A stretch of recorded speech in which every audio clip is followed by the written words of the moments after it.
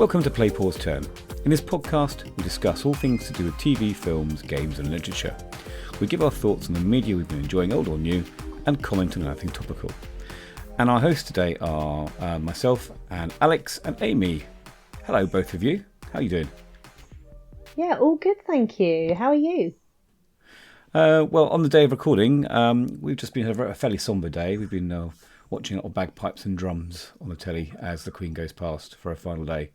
Well, now you've just made me look really callous. I was trying to be all up and happy, and I've been away for so long, and now I've come back, and you've made me look like the Wicked Witch. Why's that then? Well, because I'm all like, yeah, you've had a great weekend, and you're, oh, the Queen's funeral. I brought you down. I'm really sorry. Yeah. I'll forgive you. For those people who don't know why we called our last podcast Return of the King, well, it was kind of a play on our new king arriving and also a Lord of the Rings reference. I think it was a bit too tenuous. Alex, are you all right? Yeah, I'm good, thanks. Yeah, not bad. Good. Awesome. Let's do it. So as always, we have our annoyingly regular intro question, but it's quite handy today because we haven't often asked Amy these questions. So, Amy, do you need some more time to think, or can I ask you if you were a new Disney IP, what would you be?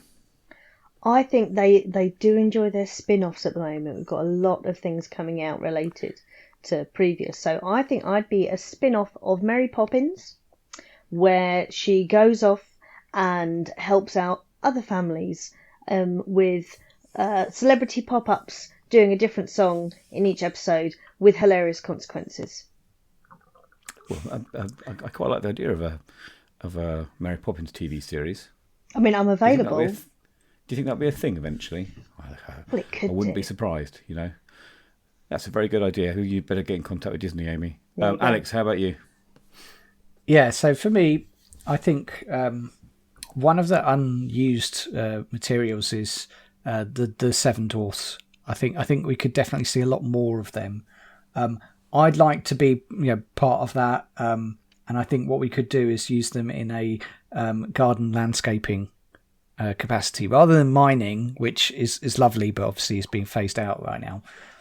Get them doing up sort of characters' gardens, that kind of thing. If you've seen Charlie Dimmock, a bit like that. So is this like sort of a Seven Dwarfs reality show, is it, basically? Yeah, I think it would be perfect. I think it would be great. That's like, now we're going to do up Rapunzel's garden, which is a bit of a mess, has a great big feature of a tower, but they do need a bit of work with their shrubs. I think this could be a side quest in Disney, the new Disney Dreamland game. Actually. Yeah, that's a great idea. Crossovers. Although I'd quite like to see a crossover with Lord of the Rings where they meet the dwarves running away from their minds. All very good ideas. I'm with you, Amy. I'm big on spin-offs, and I'd like to be a spin-off series based around Tron, where I'd be the program that left the grid to track down all the internet trolls complaining about hobbits and mermaids being the wrong colour, and I'd take their computers offline so they couldn't comment online anymore, and everyone would be happy. That's brilliant. So, as you can probably guess from the questions, which is always a cryptic clue to our podcast subject, we're going to be looking at D23 today. D23 is part of the Bicentennial Convention, isn't it? It's every 2 years, where Disney Plus goes over its roadmap and teases what's coming up on films and its streaming service. So we're going to have a look at some of the bigger franchises and hopefully touch on a few others. There's a lot out there. It was a big one this year. Disney really finding its feet now and going with it. But we'll start off. We'll try and sort of group it into areas they released it. So look at Walt Disney Studios to begin with, and we'll start with Walt Disney Studios because we have our resident Walt Disney expert here, Amy.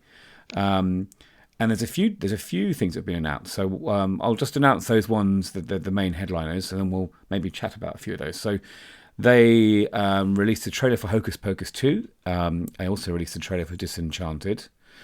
There's a little teaser. I think it was just a picture at this stage, although they had a few of the cast on stage, of Peter Pan and Wendy. They had the director of Haunted Mansion, Justin Simien, come out, and he actually introduced one of the cast, which is going to be Jamie Lee Curtis for Haunted Mansion.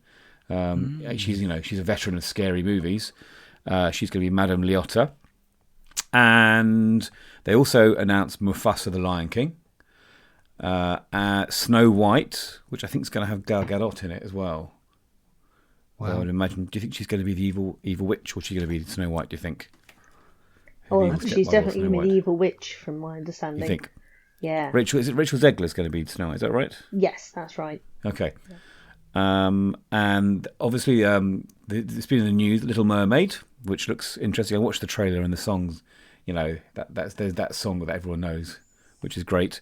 And we'll stop there. I think that's the last of the Disney franchise, because after that it's Pixar. So, Amy, give me your thoughts on this. Let's go back to Hocus Pocus 2. Have you seen the trailer? Yes, I've seen the trailer and I'm very excited for Hocus Pocus 2.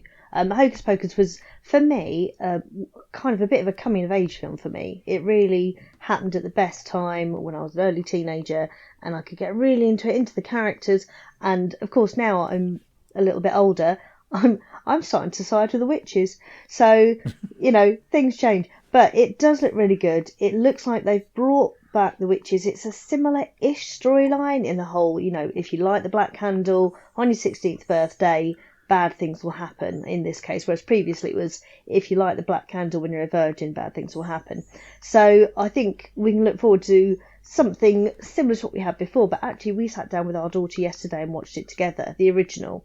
And initially she was like, yeah, I tried watching this before, I didn't really enjoy it, but she was hooked. She loved it.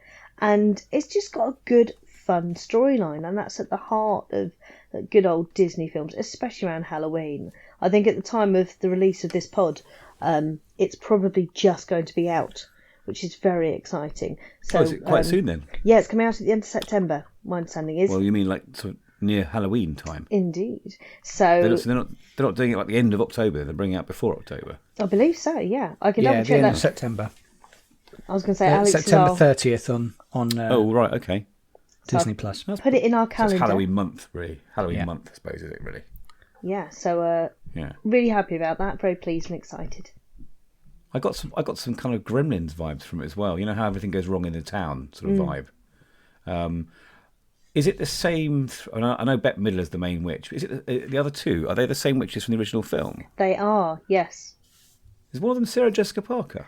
Yeah, she is. And actually, what I really enjoy about the original is that she's kind of like the comedy goon, and she's the one who always gets hit in the face and does all the silly things. But then equally, she is the beautiful one who's got this talent for calling children and beckoning them in. So she's reprising that really well. And you'll see in the trailer, there's a few moments where she gets hit in the face and reacts to it and things. And actually, having seen her from doing Sex in the City as well, it's really nice to see her doing something, I'd say different, but it's where she came from. I bet she really enjoyed actually a change of flavour for her. Okay, so let's move on. One of my favourite films that Disney produced is Enchanted, and it's one that we watched with the kids and really enjoyed. And I'm a big Amy Adams fan anyway. She's quite a high-powered producer now, isn't she? And possibly even director in Hollywood. So I mean, I'm looking at the freeze frame of the artwork for the trailer, and it looks just like one of the scenes from the original, with them all sort of dancing around in some park somewhere. And I watched this trailer. Have you had any thoughts on this? I mean, I think from the look of the trailer, the main character gets a bit evil, hence the name Disenchanted. Indeed. From what So I this looks can tell, interesting. they make a move out into the countryside, and the house isn't quite what they're expecting, but of course she's going to make the best of the situation. But we remember she's got a very naive streak, and she makes a wish over a wishing well to wish that things were more like a fairy tale. Forgetting that in a fairy tale, there's the goodies, but there's the baddies. And I feel like she slips into being a bit of a baddie here. Looking at some of the themes coming through from the trailer, I think it's kind of pushing towards a Cinderella vibe with her, I guess, her stepdaughter. Right. So, and of course, so if she has a stepmother. That's it. You get a stepdaughter, you have a wicked stepmother. So yeah, it looks quite. I'm interested to see how they work alongside it, because they can't just do Cinderella. I think there's going to be a lot of other things pulled into it. But I mean, the first one was 15 years ago, so I think it's pretty cool. They've got the whole cast together. I saw, who's the chap? The prince. He plays Cyclops in the X-Men movies. Yes, he does. I'm relying on Alex, our resident statistician, to find all these details. He was in Westworld recently as well. Oh, it's going to bug me now. We'll come back to him But yes. because I'm sure you'll find out for us, Alex, as you tap away on IMDb. But I like the look of that, and I think my family would like to. I mean, again, all of these are family watches, aren't they? They're family friendly. And that James actually Marsden. comes to Disney Plus on November James 24th. Marsden. Yeah, sorry. James Marsden, of course it is. Do you think are these films also coming out at cinema as well, or are they just No, Disney they Plus? look like they're going straight to Disney Plus. I believe Hocus Which is Pocus really 2 is straight interesting. to Disney Plus. I'm not sure about It is. Disenchanted, but I'm looking forward to the songs as well because there were some real Yeah. bangers from the first one. Yeah. So it'll be interesting to see if they can beat how do you know he loves you or she loves her. Yeah. How do you know you love her? Don't let me sing it. Sorry. Yeah, But Disenchanted I- streaming as well. Cool. It is, but I think what they're hoping is that people will then also watch the originals in preparation, Yes. and that bumped up their streaming numbers. I mean, you've already watched Hocus Pocus 1. I'm Mm-hmm. not sure that was that on Disney Plus. Yes, it was. Oh, there you go. Peter Pan and Wendy. Now, my only not concern, but my only thoughts on this one is there are quite a lot of Pan films, aren't there? I mean, where can we go with this one? Are there any hints? So I all I can see really is it's streaming again only on Disney Plus in 2023, but there's no actual a real release date. They're really going hard on their live action and adaptations, aren't they? I mean, I've not heard good things about Pinocchio, unfortunately, so I'm hoping that this doesn't. I mean, to be fair, there's been other live films of Pan, but I presume this is going to be more of a frame for frame adaptation of the original. Do you think? It Or- really is. From what I've seen, it does seem to be. And also, if you look at the cast list, there doesn't seem to be anyone extra in there that we're not expecting in terms of characterization. No. And I understand it is going to be a general reworking of the original film. So You've got Jude Law as Captain Hook, though. I do like a bit of Jude Law. Yeah. What I find He's- interesting is, as they've gone for a live action take on it, traditionally when Peter Pan's performed in a theatre, the role of Mr. Darling doubles up as Hook. And I did wonder if they were going to do that here, but they have separated them out as different people. The brilliant they've Alan got- Tudyk coming in as Mr. Darling. Oh, he's brilliant. He's perfect. Yes. But I guess he plays. Is it Shmi? No, the stripy shirt? he is literally playing Mr. Darling. That's all he's playing. is. But Smee's the chap in the blue and white Shmi. shirt. Yes. That's right. Yeah. Yeah. I always get Smee mixed up with the new Shmoo. Sorry. So okay. Well, again, we can't say anything about it until we see it. But I'm hoping they don't muck it up because it's such a treasured story, that one, isn't it? J.M. Barrie's Peter Pan. So Yeah, I Fingers think there's crossed. opportunities for them to draw out the action in certain places and draw out the drama Yeah. in others, more so than the swashbuckling. original animation. For me, my Yeah. favourite Peter Pan and Wendy story is always Hook. is that the one with Robin Rob- didn't Williams it? Not and Dustin Robin Hoffman. Williams Yeah. and So I Dustin always Hoffman? enjoyed that. I do wonder what Apparently happens we'll- with the relationship between Disney and Great Ormond Street when it comes to Peter Pan. Don't know. Be nice to have a little bit of a boost to the NHS there. Yeah. Okay, moving on. Haunted Mansion.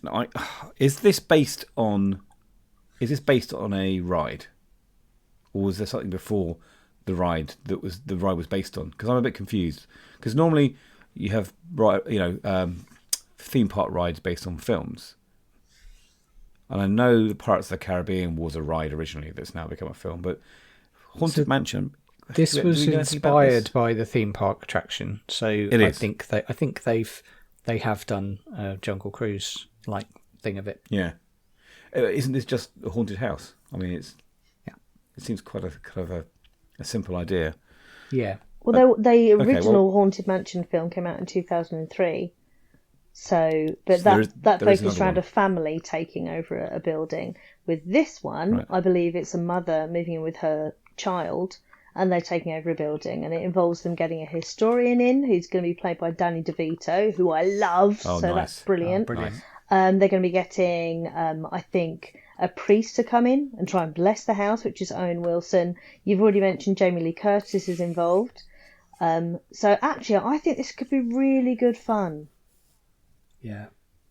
I mean, all of these have the potential for being good watches, I think, and adding to the catalogue really well. I do, and we're going to look at some original ideas as well. I do wish that a little bit more original ideas were coming out. Although I do like the idea of expanding on the background of a certain character or taking it further, much like the Mufasa, the Lion King. Do we expect that to be a sort of a second generation Lion King rather than a remake of the story?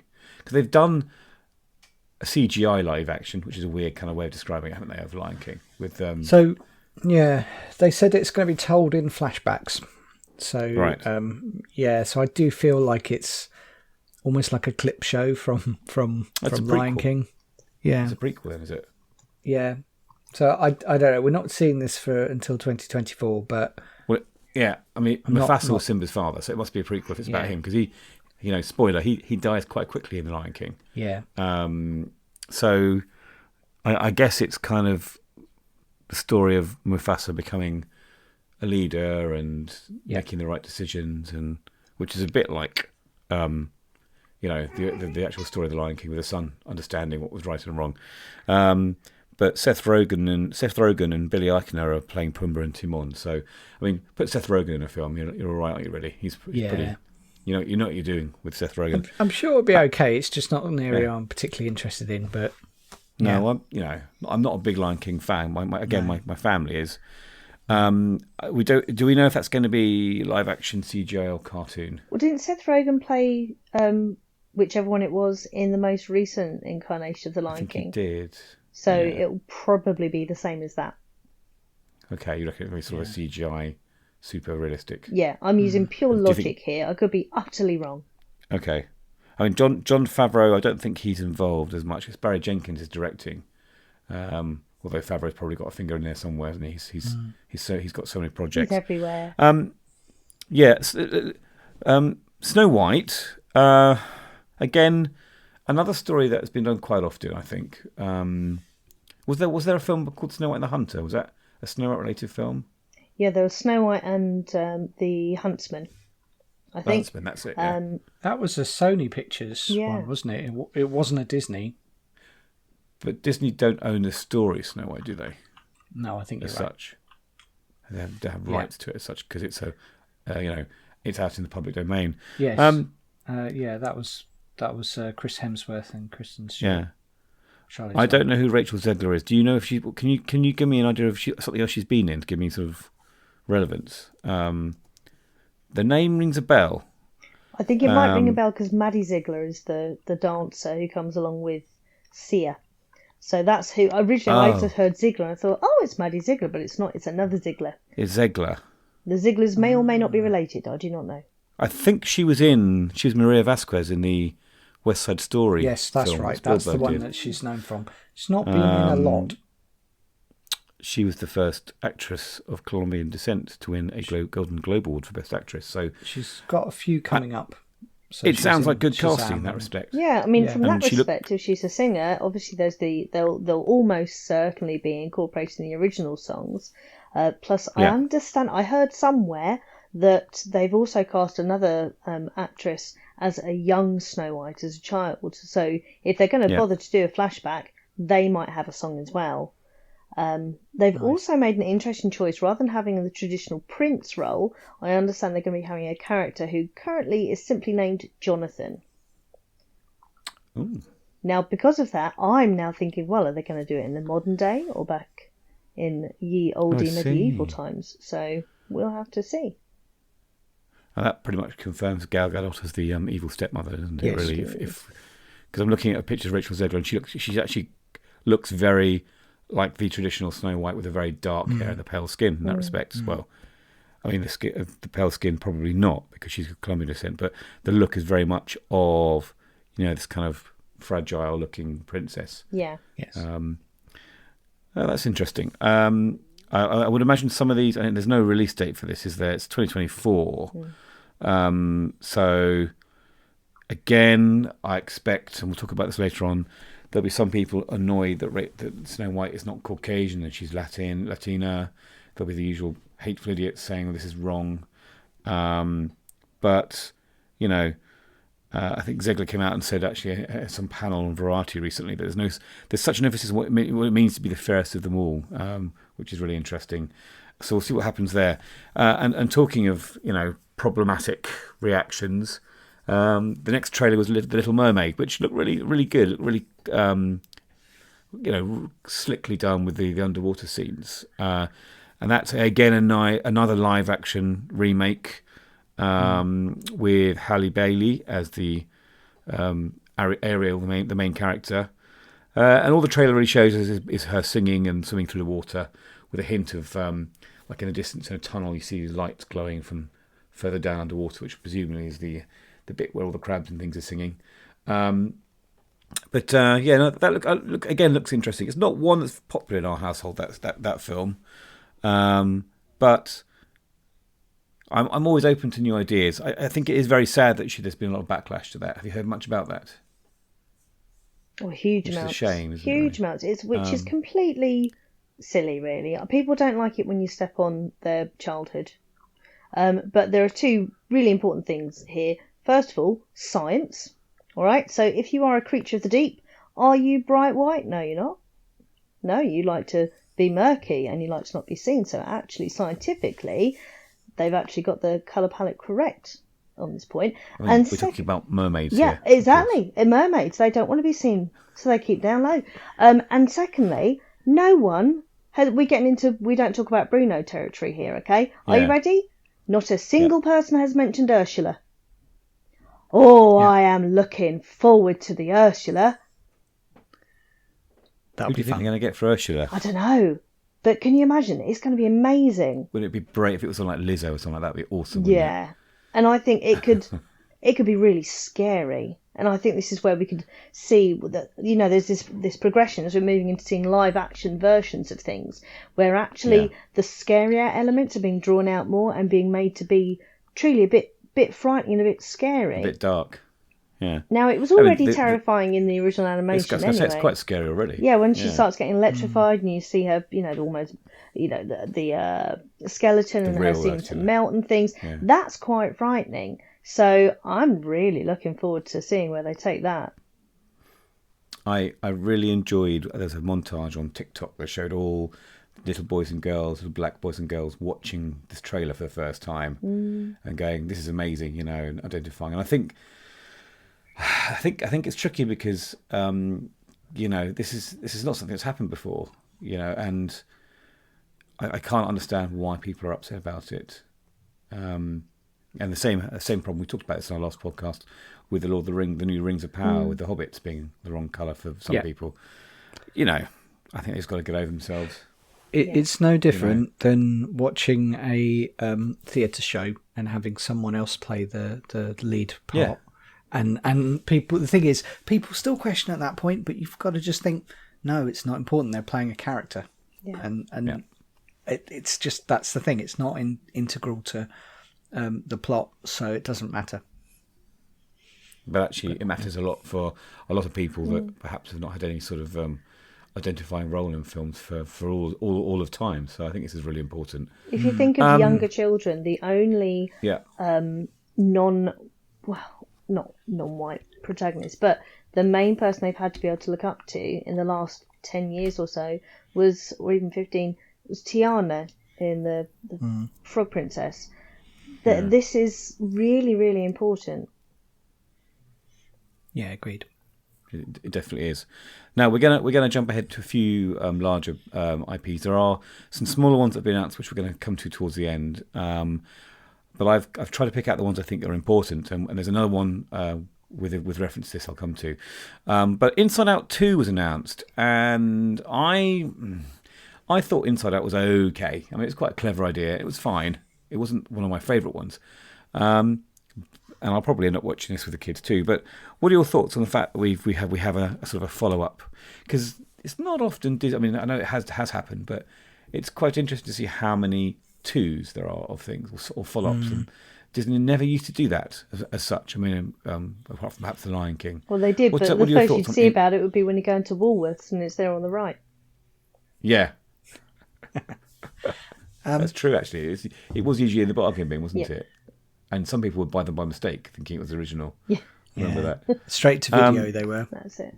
Yeah, rather than straight to streaming. Straight to streaming, exactly. So what are our thoughts on Inside Out 2? So Inside Out, the first one, broke me. Absolutely broke me. I find it obviously, I think watching it as a child is really different to watching it as a grown up, which is in itself really different to watching it as a parent of a child. So that kind of broke me. But as somebody who's recently left the teaching profession, I can tell you that all the children in my classes loved the opportunity to watch Inside Out. It's a real powerful movie for children. They really loved watching it.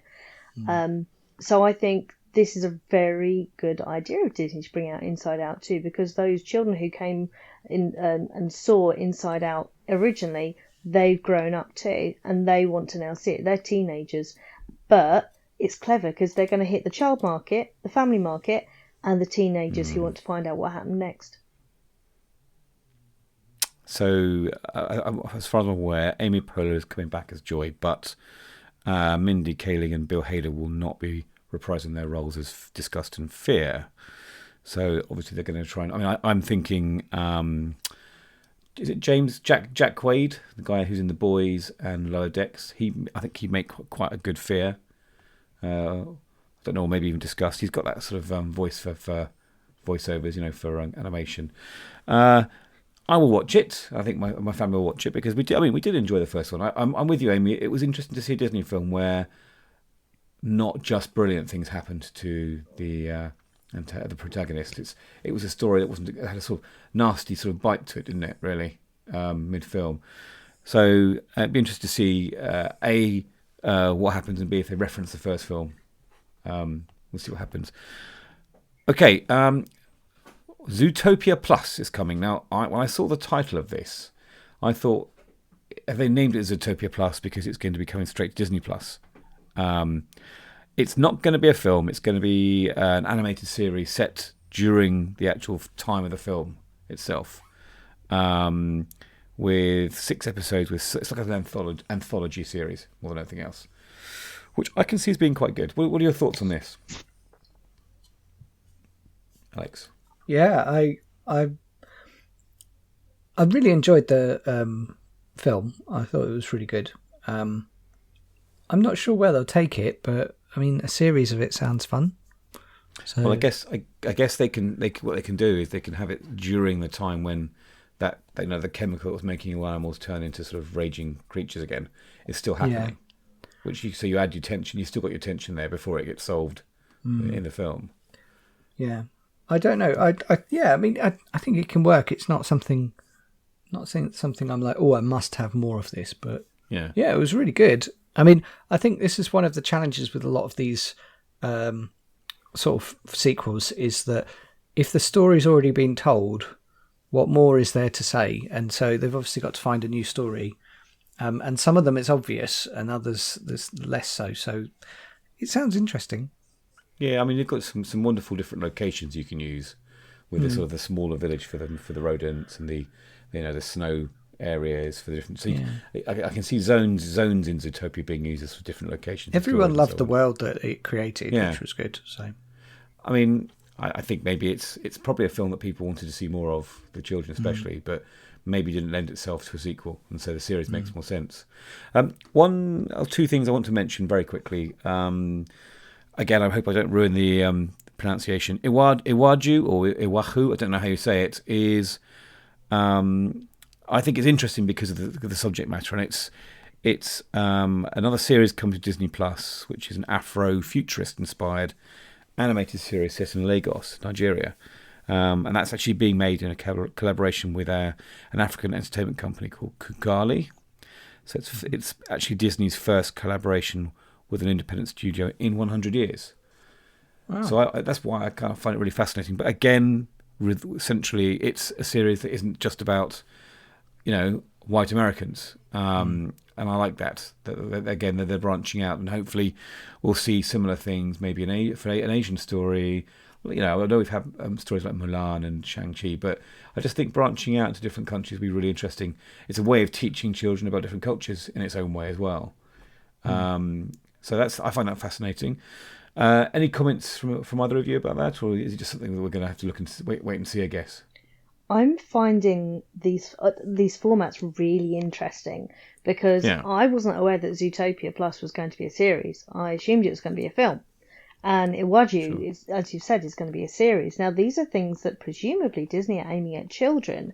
We know that adults will tune in week on week to find out what's going on in the Marvel Universe and in Star Wars land, but will children, or will they just dump them all in one go?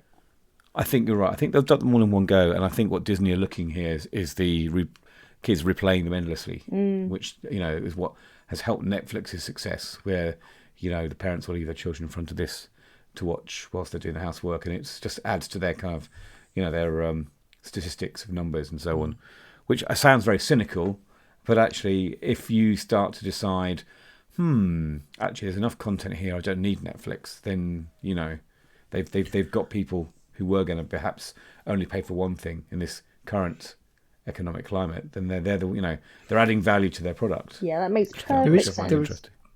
There is a bit of a challenge here, because you can very easily see that Disney Plus is going to creep up towards Netflix territory in terms of cost, so they're building out their repertoire. So that you kind of have to make a choice, and if you have to make a choice between Netflix and Disney Plus, it's quite possible that Disney will win, particularly for anyone with kids. So I mean, I think you'd also be happier to leave Disney Plus on a kid's device than Netflix. Yeah, absolutely. Because obviously Disney have this password protection system going into Disney Plus, which is quite clever. Although my kids can go straight past it, so it's only for a certain age group, I guess, isn't it? Really? Yes, younger kids. Yeah, younger kids. A couple more films. There's Strange World, which I've seen a trailer for, and that looks amazing. It looks like an animated Disney version of that video game. Help me out here. Procedural video game. Oh, are you talking about No Man's Sky? No Man's Sky. It kind of reminded me of No Man's Sky, the kind of the environments, but it also with maybe a bit of like the Robinsons, and Meet the Robinsons in space, and or Lost in Space. I like the look of this. It's going to have Jake Gyllenhaal starring in it, which he's always good with his comedy as well, isn't he? He's got a very good comedic bone to him. It's coming soon as well. Yeah, November, end of November it's coming out. I presume it's coming to cinemas first, and then I presume it'll hit Disney Plus in the same way a lot of their films do, 3 or 4 weeks afterwards. Yeah, I wonder whether it will, because I don't know if it's 30 days or whether it's a bit more, but if it's 30 days, it could easily come in straight after Christmas onto Disney Plus. Yeah, so makes sense. Yeah, that wouldn't surprise me. I feel like they're making the most of everyone's favourite bit of Star Wars is when they go to whatever version of the cantina they've got. Yeah. And it's all a bit weird. And I think they're playing on that, because I saw the trailer and thought, oh, it's all a bit weird. That looks good. Yeah. So I'm tuning in for the weird. I mean, one of my favourite films, which I don't think is a Disney film, it's Don Bluth left Disney and made Treasure Planet. Yeah. I feel like that is a Disney. No. Wasn't Treasure Planet. Sorry. I was going to say... It was Titan AE. Titan AE. Oh, I love that one. Yeah. That's such a good film. Because that has that Star Warsy feel in the cantina that you were talking about, Amy. Yeah. And I think that was I think it was Don Bluth, who used to illustrate and work for Disney, who went off and did his own thing. And it wasn't a massive success, but became a cult hit, Titan AE. Yeah, Don Bluth and Gary Goldman. And it's Fox Studios. That's right. Yeah, but I get this kind of vibes in Strange World, which is a Pixar film, obviously, and there are trailers for people to look at. One thing I wanted to just ask you about, which I've no idea why this film exists, and it's called Wish. Okay. And it's all about the star, when you wish upon a star, and how that came to be. Is it a documentary, or is it a film with characters in? I think it's a film, but I'm not entirely sure. I think it'll be a film with characters, and I think if you liked Disney Pixar's film Soul, then I think you'll like Wish. I reckon it's going to be a similar feel as that. It's a musical, I think, by the looks of it as well. Yeah, it's a musical. I mean, I'm presuming at some point the song When You Wish Upon a Star, which is from Pinocchio, isn't it? Yes. May feature as well. Yeah. Well, they might chuck in a bit of Snow White with the I'm Wishing for the one I love. Almost. Oh, for a second there, I thought you were singing a song from Greece there, Amy. They can throw that in too. You never know, John. Disney own everything these days, so could be anything. Yeah, they do. You're right. They have 51% of everything. They might have they? the evil baddie from Wishmaster pop up at some point in this film. We just don't know. I think you should go and work for Disney, Amy.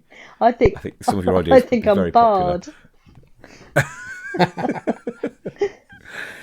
Okay, we're gonna move on from Disney to the other big slice at Disney, which is Star Wars or Lucasfilm. Mm-hmm. And I think by the time you're listening to this, Andor will already be out and being watched. I think the first 3 episodes are being released to get people hooked. Yes.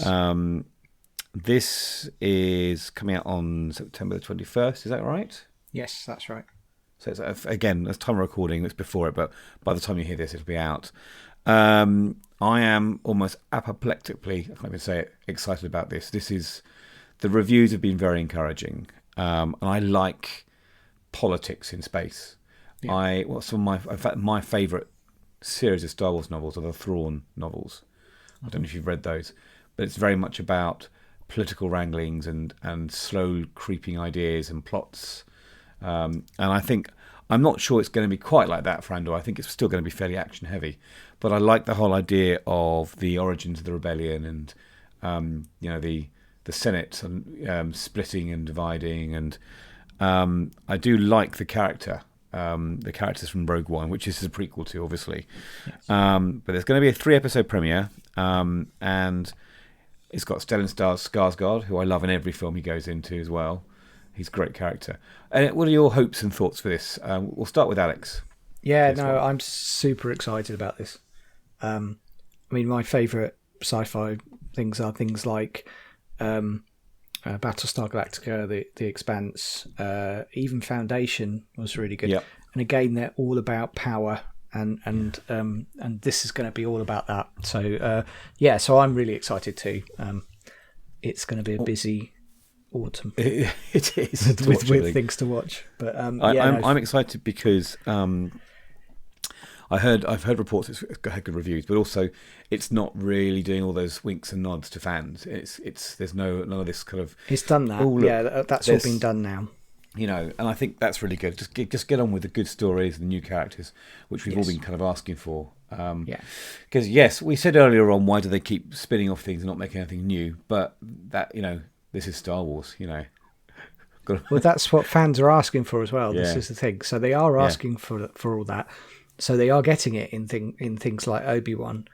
But then they're also asking for more, and this is very much that. So this is telling a story that hasn't been told before. So I'm looking forward to the landscapes and the scenery they're using for this as well. Yes.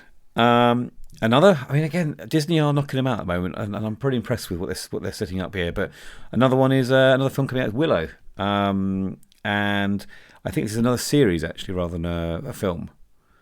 So obviously the Willow with Warwick Davis, which is a cracking film, one of my favourites. Amy, have you seen Willow? I saw it. I last saw it a really, really long time ago. Yeah. And I'll be honest, I probably didn't really know what was going on. So I'm keen to watch the original again, but I'm over the moon that Warwick Davis is returning as Willow.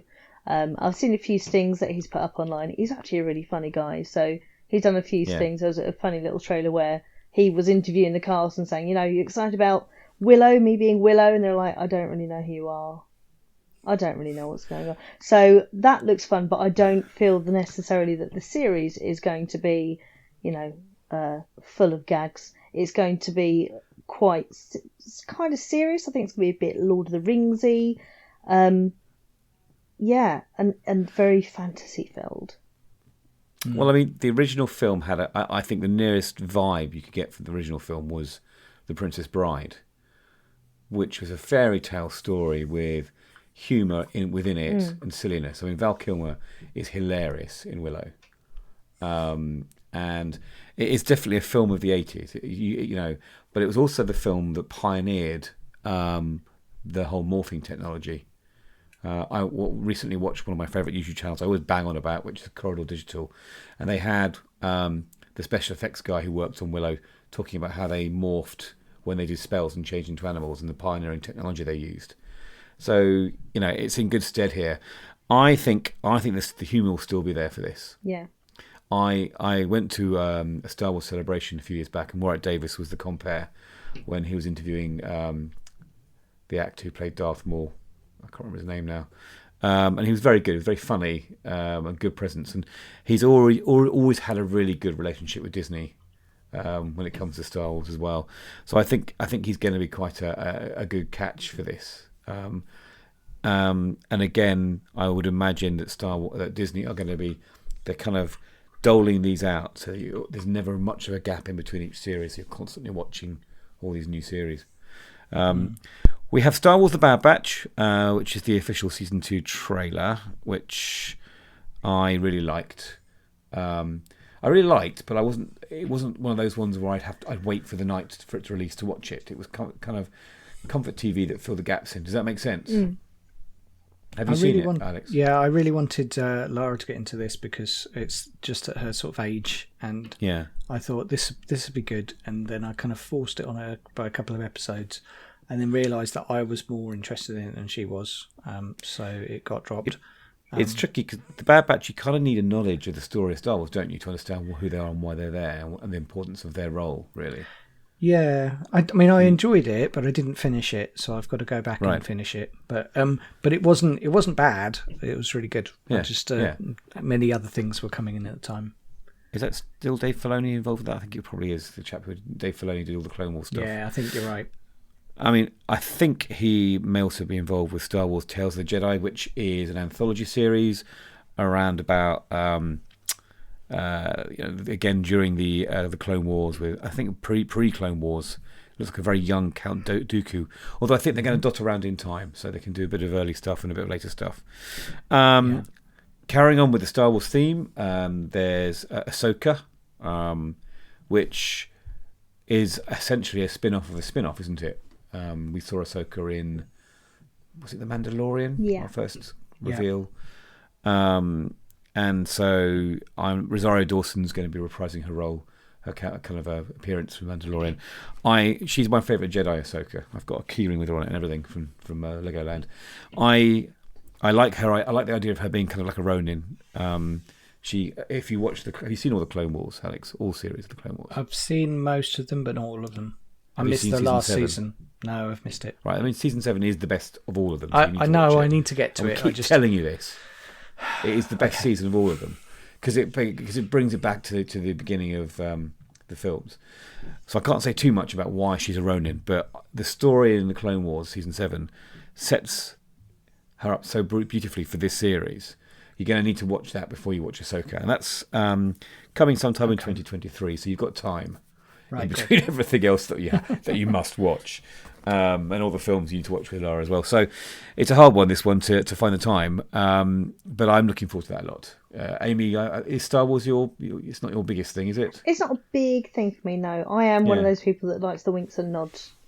I'm a very shallow Star Wars fan. Well, it makes it easy to understand when it refers to things that we've known before. That's it. Keep giving me baby versions of people. If you just did Muppet Babies, right? But Star Wars, there's a winner. Again, this is solid gold, Amy. You need to go and speak to Disney. If you're not sure what this is, neither am I. Oh, sorry, what was that? Leads us on nicely to Mando, doesn't it?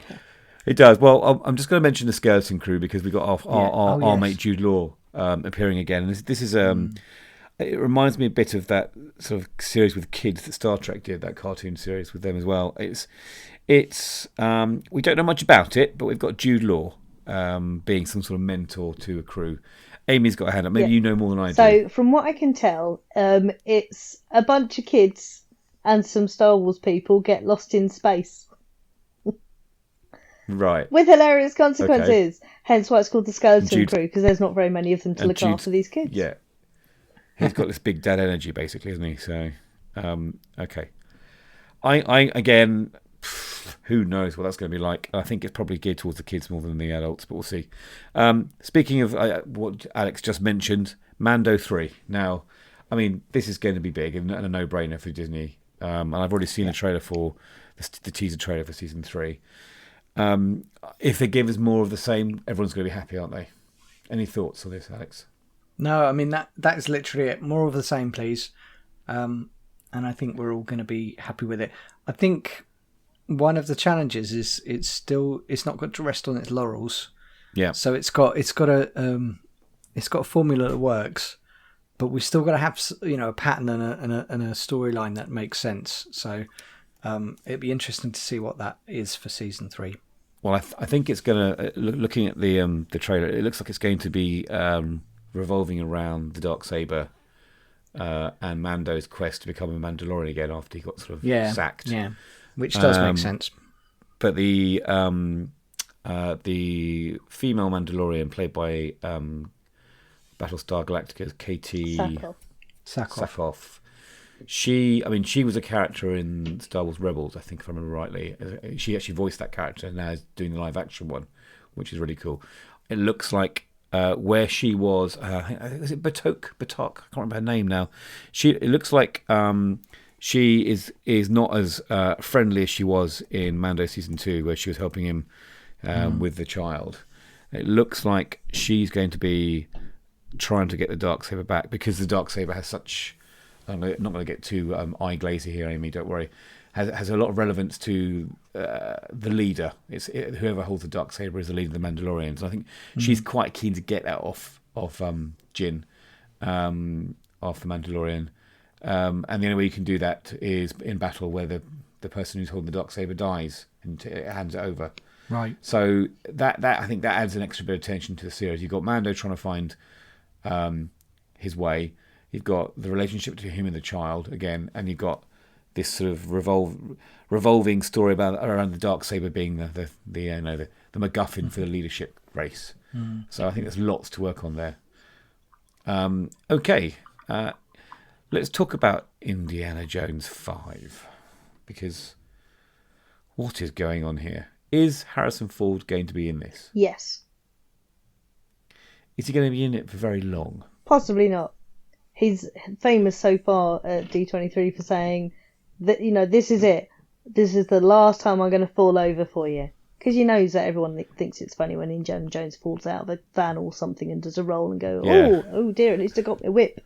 So, yeah, I think it's going to be a little bit more of that. But I wonder about what they're going to discover, because they've done the Temple of Doom, they've done Aliens. So what's the next? And remembering they have always been spooky focused. So the Temple of Doom was my favourite one out of them all. I wonder what folklore they're going to tap into, or sacred item.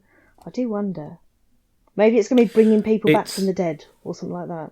Yeah, I mean it's got James Mangold directing, who directed Logan and Ford versus Ferrari, which were both excellent films. Which is always a good sign. I mean, obviously, Kingdom of the Crystal Skull was a bit of a damp squib, if you ask me. A bit disappointing. My biggest concern is if they are literally if they've decided to pass the mantle of archaeological adventurer over to Shia LaBeouf, or if they're just going to ditch him after the last film.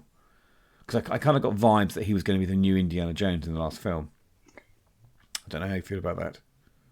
I don't think they should hand it over to him. No, I don't think he's reliable enough. I don't think it will. No, I think they'll tell a different story.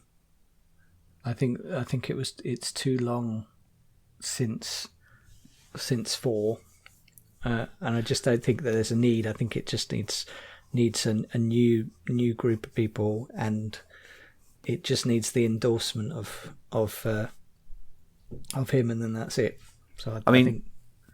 Thinking about Logan, which was kind of focused around an aging hero, wasn't it, Logan? I mean, Logan was dying, and even had Charles Xavier dying or getting a little bit close to death in it as well. Yeah. I wonder if that will be the theme of the film, where they explore what it's like to be... I mean, Harrison Ford, he's about 80 now, isn't he? You can't really jump traps and avoid boulders when you're 80 anymore. And I wonder if it's more around the plot of how he copes with his age and still carries on doing what he does as an old man, which I would find more interesting than them trying to make him be an adventurer. And there are some rumours about using de-aging technology for flashbacks for him as well. And heaven forbid they find another younger actor and just put in Harrison's face on him. I mean, that would be terrible. Oh, no. I doubt they'll do that. But, well, let's see what happens. I think they've chosen the right director for the film. And hopefully they won't have Harrison Ford doing backflips inside a fridge from a nuclear bomb, like the last film, which was utterly ridiculous. Well, the lead female role, true, I can't remember who's playing her, but character-wise, she is the goddaughter. Bridge? Yeah, she's the goddaughter of Indiana Jones.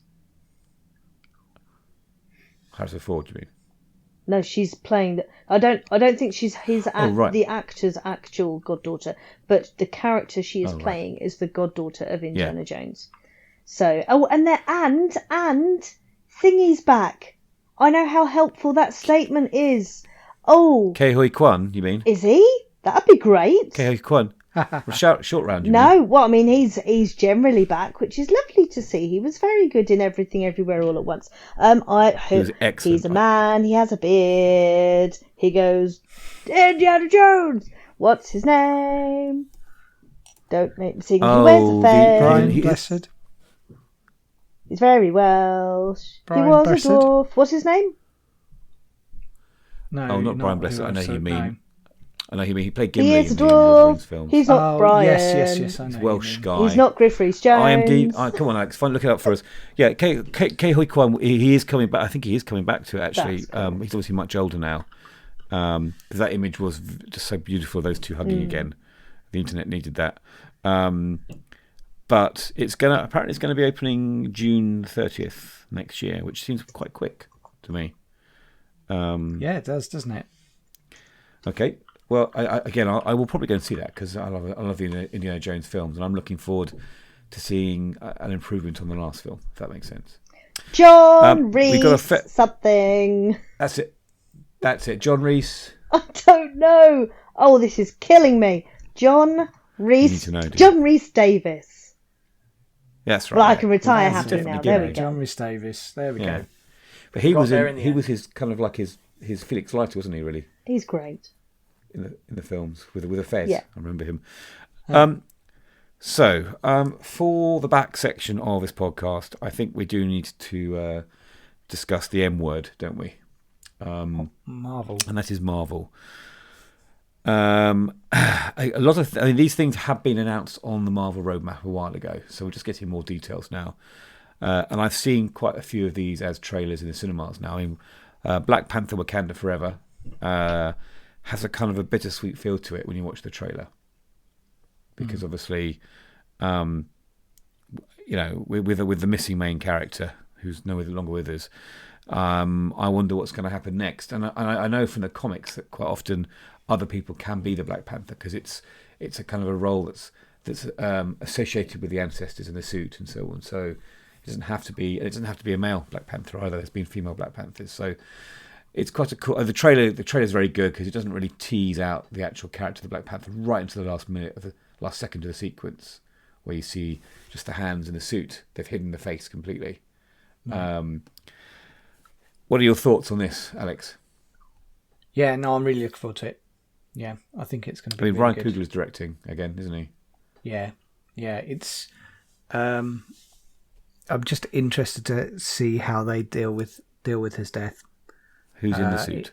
That's the question. Yeah, exactly. And I think there's going to be some of this is going to be a love letter to him as well. So I think particularly the first bit. So yeah, that does interest me.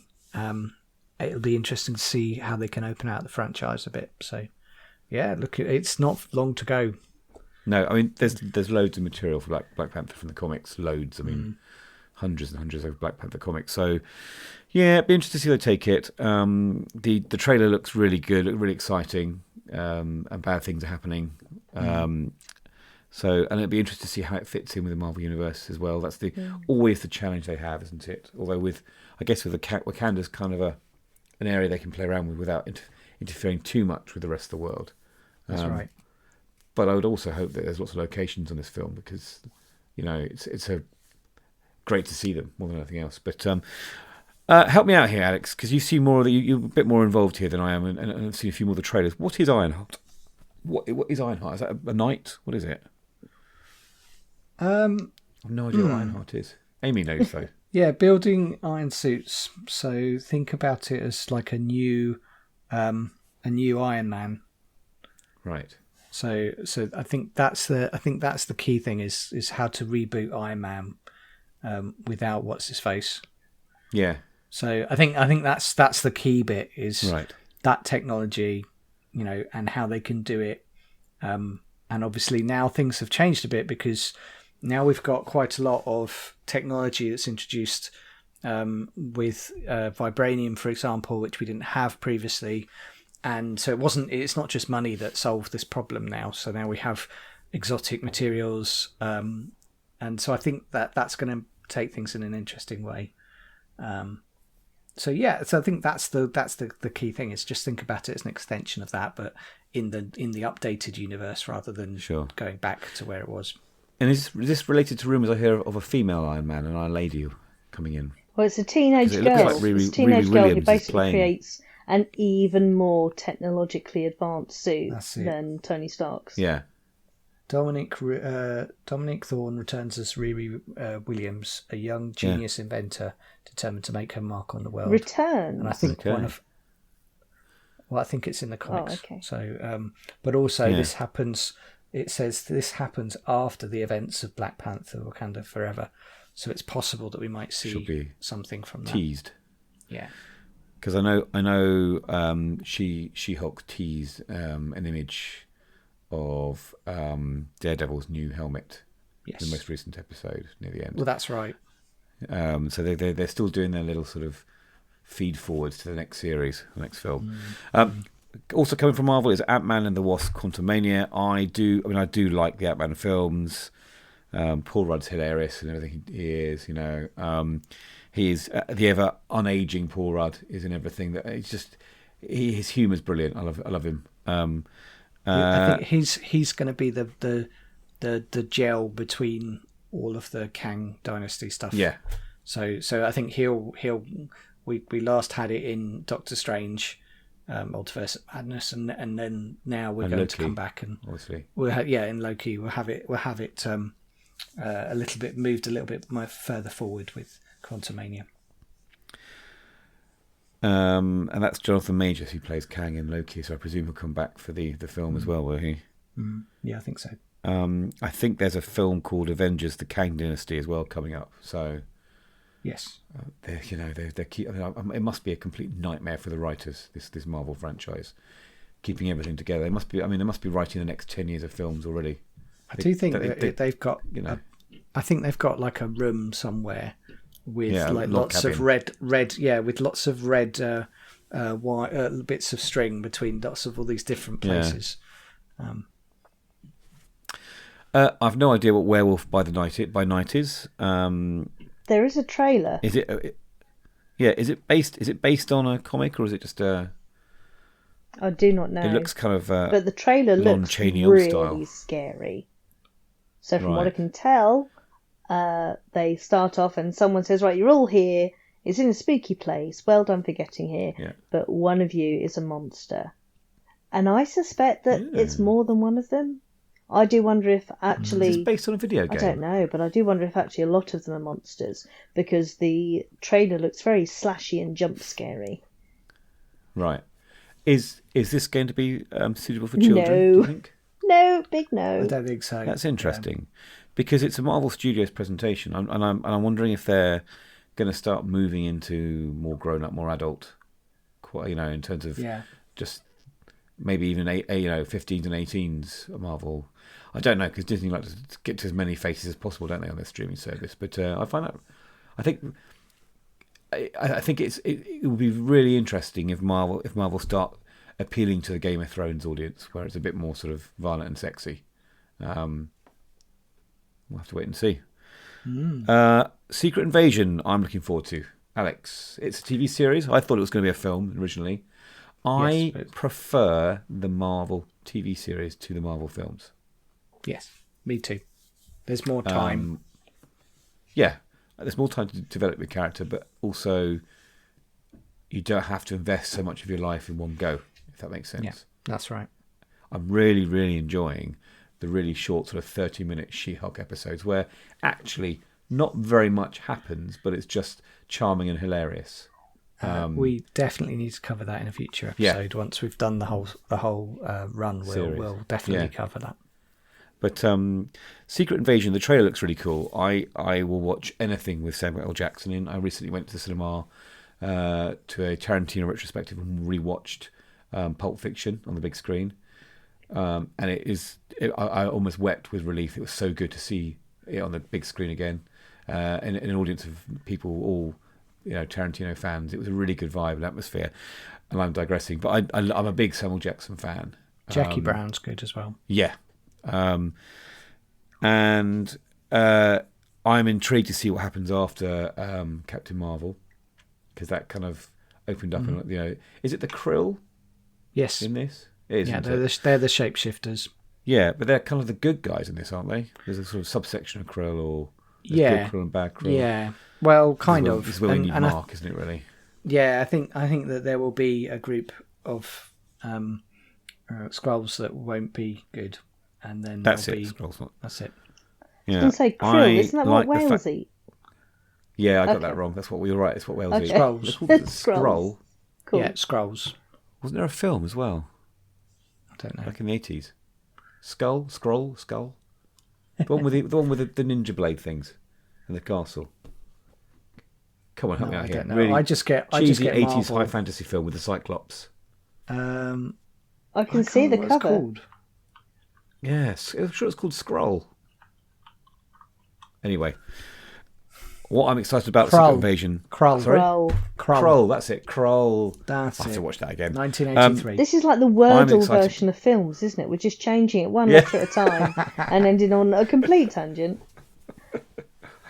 Olivia Colman is in the Secret Invasion. Yeah. Yes, she'll be good. And I think that's cool. I think that's really cool. I think she'll add to it big time.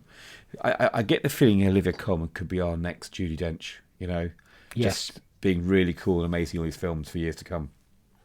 Agreed. Good cast, though. You've got Olivia Colman, Don Cheadle, Martin Freeman, Kingsley Ben-Adir, Emilia Clarke's in it as well. So it'd be interesting to see what happens with that. And again, that'll be a series I watch. I wonder if that will be linked in any way to the Winter Soldier. I don't know if that's the same sort of time, the Winter Soldier. Not sure series. it will. Or is that going to be more the Captain America film that comes up? Because we're going to have. Don't forget, the Thunderbolts are going to have a Bucky connection. Yeah.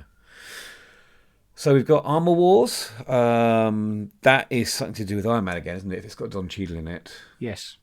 I don't know much about this. It's coming in 2023.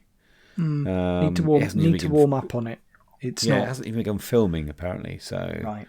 Don't know much about that. Loki season 2. Yes. One of my favourite Marvel series. Yes. I loved it. That also has Ke Huy Quan in it as well. I'm really pleased it does. Yeah. So I wonder if that's going to be linked to some of the characters from Doctor Strange as well. Don't know. Because they can travel the multiverse, can't they? Yeah. And we got that little hint at the end of the Doctor Strange film where he's going on another mission through some parallel universe. So I wonder if these all cross over. Gosh, it makes your head spin, doesn't it? Really. Don't know much about this except I'm hoping for the same amazing set designs and quirkiness of it all, and hopefully Owen Wilson will be back for that as well because he's great in that as well. So wait and see. Now we are a clean podcast, so I'm going to say this in a clean way. Fantastic Four, please don't be terrible. That's all I can say about this because we've had two chances now at Fantastic Four. Matt Shakman's going to direct it. It's coming to cinemas on November the 8th, I presume. November the 8th, 2024, that is. Yes, it's quite a way away. Yeah, I mean, Matt Shakman was involved with WandaVision. So they're using their successful creators, the ones that have had good shows. I'm hoping this is a film, not a series. I'm hoping this will be good because it needs to be after all these years. Because I like the Fantastic Four comics, and they've not had a fair crack really with all these rather dodgy films, sadly. Help me out here. Echo, is Echo linked to Hawkeye? I think Echo, isn't she the deaf character from Hawkeye? That's kind of the antagonist in Hawkeye, the drug dealer's daughter. I don't know. Oh yeah, here we go. Maya Who's with Lopez, this behaviour? isn't it? Yeah, Maya Yeah, it Lopez. Yeah, you are right. Echo is a character, and I think again, if we had Mark here, he could tell us Daughter of more. Kingpin. That's Yeah. why. Yeah, that makes sense. Yeah, Yeah, we do. We need Mark for this, but yeah, we do. But again, no, there's not much known about this, and they reckon probably mid 2023. So again, Amy's got a hand up. Isn't it great, Alex, when Amy knows more about this than we do? I like this. I know. Shouldn't This come is again. why. This is why we had. Well, I was just looking at the cast list and I thought, oh, it's a name I recognise. Let me double check. And yes, Daredevil is in this. Oh, Yeah, really? it might only be one episode, but he's listed as being a cast member on this project. So I don't know if he's Well, being a cast member as Daredevil. It would be weird if he's suddenly playing something different. Well, it makes sense with Kingpin, doesn't it? And Hell's Kitchen and all that, I guess. Interesting. Because it's the same area and it's the same kind of time frame. And there's been, again, as I said before, there's been little hints about Daredevil in other series like She-Hulk, so that's cool.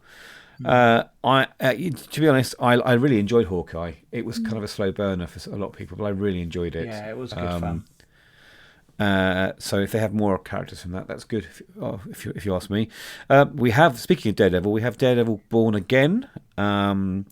This is a series, not a film. It's not yet begun filming, but I would imagine, having hinted at him, that he will appear in She-Hulk at some point as well, because he's a lawyer as well, isn't he? You see, so I would imagine maybe they are. I would love to see them on opposite sides of the court in a case. That'd be quite cool fun. I get the feeling she might be a better lawyer than he is, but I don't know. Well, bear in mind that all will the be. She-Hulk series, I know we'll do a pod on it, but it has been focusing on the fact that she doesn't have a love life yet. Yeah. And he's a lawyer. Hello. Yeah, maybe. I don't Is know that what if you want, that would Amy? work. Yeah. Do you want Again, that, go Amy? to Disney, Amy. Let them know. Captain America: New World Order is another hinted release. It's a film, not a series. The last time we had a Captain America, it was a series. It's coming in 2024. Obviously, Anthony Mackie's going to be our new Captain America. We saw him in his white suit at the end of the series. Wasn't a big fan of the suit, so I'm hoping they're going to update that suit. Yeah. Don't know much more about that, but the cast have kind of walked out on D23 and talked about what's going on. Winter Soldier was fine. I wasn't a massive fan of it, to be honest. We'll see what happens with that. Alex, tell me about Thunderbolts, because that's something I don't know anything about at all. Yeah, so it's really is going to collect all the anti-heroes from the Marvel universe. So, and they're all under Contessa Valentina's sort of. Oh, she was at the end tutelage. of Winter Soldier, wasn't she? That's right. Yeah, so it all comes Right. in. You're going to have David Harbour is in there as Guardian. You've got John Walker. Wyatt Russell played him. You're also going to have Bucky in there, Sebastian Stan. Also going to have Hannah John Kamen as Ghost. Now, I don't know that. Wasn't she the phase shifting character in the Ant-Man film? Yes. No, you are Yeah, right. You're absolutely right, but I didn't see it. So I need to kind of remind myself of her role. But they're all going to be under this sort of anti-hero group. Like the Suicide Squad? Yes, absolutely, Okay. like the Suicide Squad. They're also going to be joined by Taskmaster and Yelena as well. So it's quite a medley of people, really. Yeah. But we've got a while to wait. Again, this is summer 2024. So while we're getting more details of this, it's clearly not been filmed yet, and it is quite a way away. But it does sound like the pieces are all lining up. It's just trying to work out what they're gonna spell at the end of it. I have no idea. Disney Plus, they're probably going to spell. Disney Plus, yeah. The final Marvel feature is The Marvels, which is appropriate. Yes. This again is next year. I think it's primarily in July next year. So I presume it's being filmed as we speak. Has Miss Marvel, I presume, involved, and Captain Marvel. Yes. But Monica Rambeau also as well. the Monica Rambeau version of Captain Marvel that we saw at the end of WandaVision as well. Doctor Strange. Oh, WandaVision. Oh, right. Because she was in Doctor Strange as the alternative to Captain Marvel, wasn't she, in this alternate universe? So I don't think she'll be. I don't think she'll be 100% like she was in WandaVision. not WandaVision. In what? Yeah. In which was one Doctor Strange, where we saw an alternate version. So I don't think it'll be like that, but I do think it'll be like WandaVision, like Amy said. Yeah. And it's going to be really interesting. Yeah, sort of a powerful female power group. Interesting. Yeah, I quite like that. I mean, I love Miss Marvel. Again, we need to talk about that in more depth later on. But that's what I am looking forward to. So we're going to round up now. There's a couple of things. I promise we are going to talk about the Muppets as well. Mustn't miss out on the Muppets. But I have actually already bought my tickets to see Avatar. Ooh. The Way of the Water. Interesting. That's 20th Century Studios. Very, very quickly, do we think this film is going to be as successful as the first one now that we're all used to the effects and all these films we see? Because the first Avatar was groundbreaking with its design and its effects, but films are kind of caught up now, haven't they? What does James Cameron's he's making 5 of these films? It makes me laugh to think if this is not successful, what's happening to the next 3 or 4, I do worry about that approach because it feels like, yes, I'm sure it'll be groundbreaking and awesome, but I do think, hang on a minute, just do a film and then see if it goes okay. I mean, arguably, I was a bit annoyed at Denis Villeneuve's Dune, where we only got half the story. So that was a bit annoying, but at least he saw whether it made money or not. So that was something. But yeah, so I just don't understand how you would say, yes, I'm going to do this, and then we waited so long that it may be that everyone hates it. You just don't know. I mean, it's saying it's going to premiere December 16th, but I've bought tickets in October to see it, so I'm a bit confused by that. That'll be the re-release of Avatar, so you might want to double check. Because Avatar is re-released because it's not on Disney Plus at the moment because of that reason. So sorry, John. That would be about right, wouldn't it? I mean, it'll be great on cinema because they've retouched it and it'll look great. But yeah, the new one. I went to see it. I went to see it. It was my first 3D film. I went to see it. Yes, I bought tickets to go and see Avatar, the original movie. Idiot. You can cancel them if you've got notice. Yeah, I will do. So, yeah. Okay, let's now talk about the most important thing here, which is the Muppets Mayhem.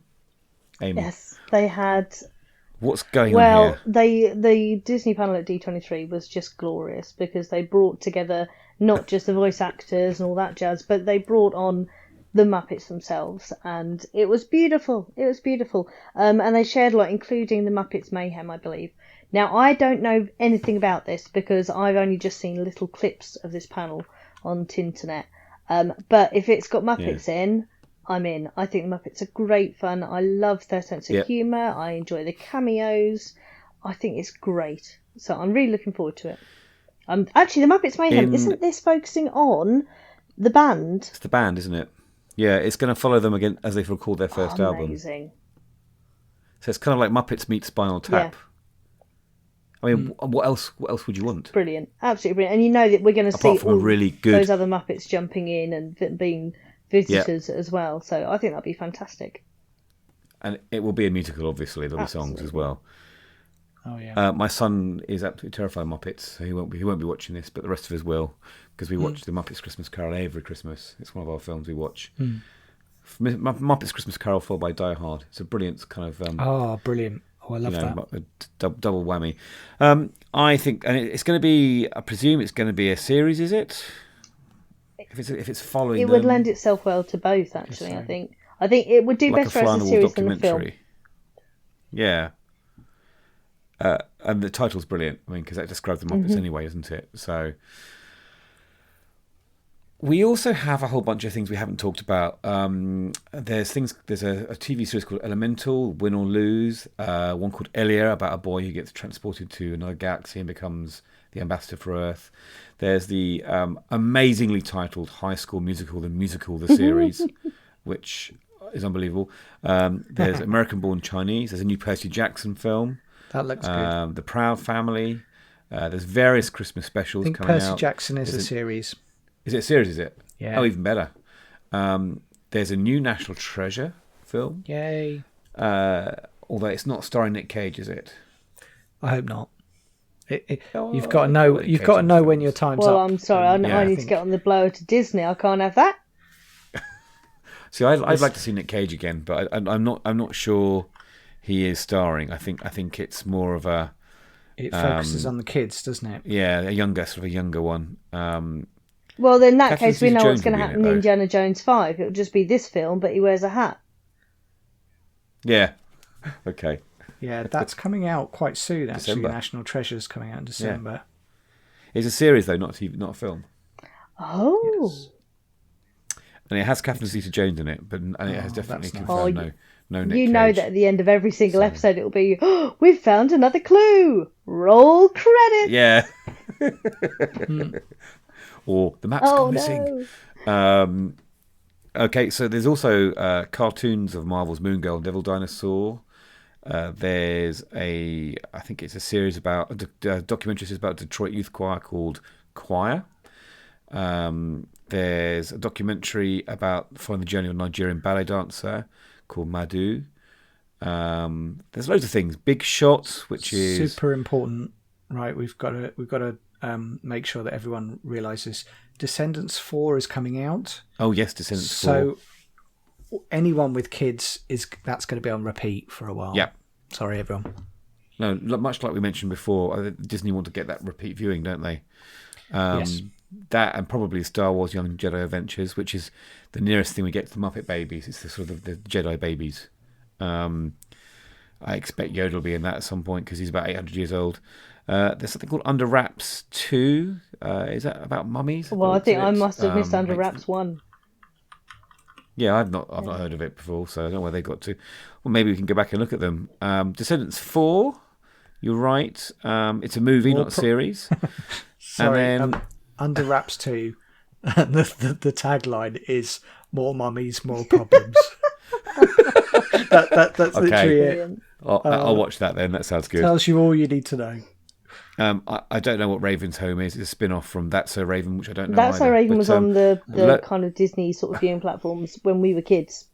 So it'll be the return of her as a grown-up, presumably. You know, like Tracy Beaker, and then they did Tracy Beaker when she was all grown up with a kid. That, but in America. Okay.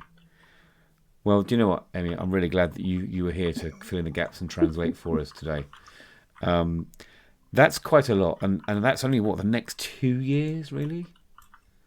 So it's quite, there's a lot there to kind of bite into and try out. So I expect at some point we'll be following up some of these series with podcasts. But in the meantime, do you have anything else to add, Alex or Amy, or anything else you want to mention? Just that it's really nice to be back and podding again. Yeah, it is. Yeah, it's nice to get you on again, Amy, because we don't hear much from you. But now that you're not teaching, maybe you'll be a bit more available for to come and see us as well. Indeed, yes. Okay, well, you can find us on the usual channels. I'll tell you our Twitter accounts again. So I'm at John P. Evans, Alex is at Alex Hansford, and Amy is at Awakey. You can find us on our Twitter feed whenever we release new podcasts at Play Pause Turn. If you're in your office and you want to listen on our website, we're at playpauseturn.show. And until next time, this has been Play Pause Turn, and thank you for listening. Thank